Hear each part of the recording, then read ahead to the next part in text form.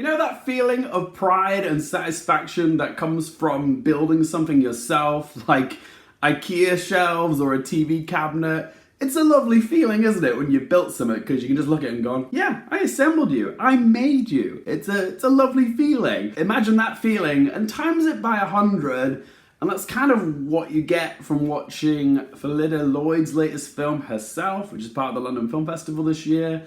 It's a very satisfying movie because it's all about this single mother called Sandra, played by Claire Dunne. She's a mother of two. She builds a house for her two daughters from the ground up, and it is so heartwarming and satisfying. And I'm going to talk to you guys about it now. Let's talk about Herself.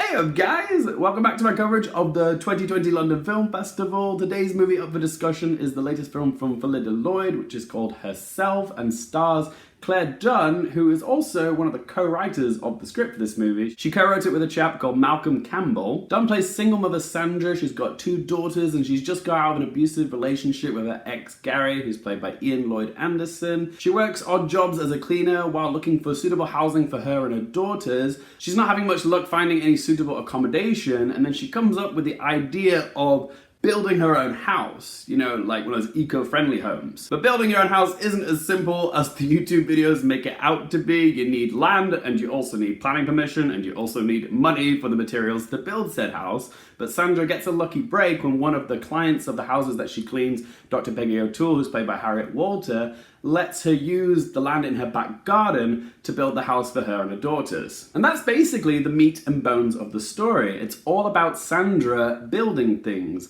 Sandra is building a home for her and her kids, but she's also building new friendships and connections with those that volunteer to help build the house. And she's also building herself up from the fallout of an awful relationship. And I have to say, I was very swept up in this film. I'm a sucker for these types of stories, seeing a damaged individual go through such a horrific ordeal and yet still persevere through the storm and then coming out of it stronger. It's pure cathartic storytelling, and seeing someone conquering adversity is always a good feeling. The sincerity of Claire Dunne's performance as Sandra is what makes it so satisfying. She's just your everyday single mom trying to do her best to provide for her kids, and seeing her build something from the ground up makes her a protagonist that's really easy to root for. There's also some wonderful performances from the supporting players in this film, including Harriet Walter, who plays Dr. Peggy O'Toole, and then there's also Conleth Hill from Game of Thrones, who's in this as the contractor Aidan, who helps Sandra to build the house. I particularly enjoyed the dynamic of the characters of Sandra and Peggy.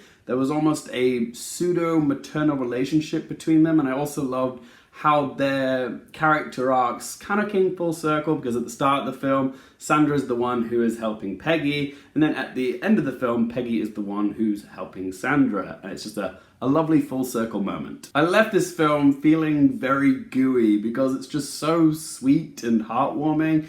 It's all about persevering through the thick of it all, as well as leaning on your neighbors, communities coming together to help each other out. It's just a very lovely, lovely film. And even though it's a very sweet film, some might say it's actually a little too sweet. I think it's just about the right amount of sweet, but it's anchored in reality because of some of the themes of domestic abuse, as well as issues with housing and accommodation. There's just a scarcity of it. If I had to list some negatives, I just have a couple of minor things, like the volunteers who offer to help Sandra build the house on the weekends.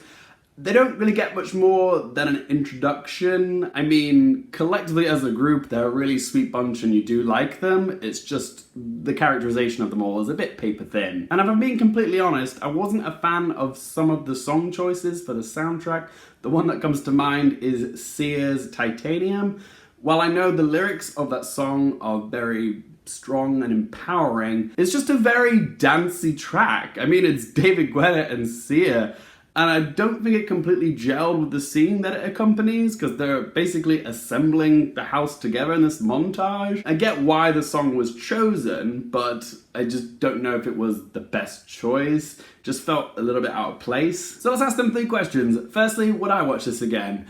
Although I wouldn't go out of my way to buy Herself and add it to my own movie collection, this is a movie I could happily watch again. Question number 2, do I recommend it for you guys? I'm gonna say yes again. It's got that lovely balance of hardship and hope. It's a very inspiring story with some strong performances.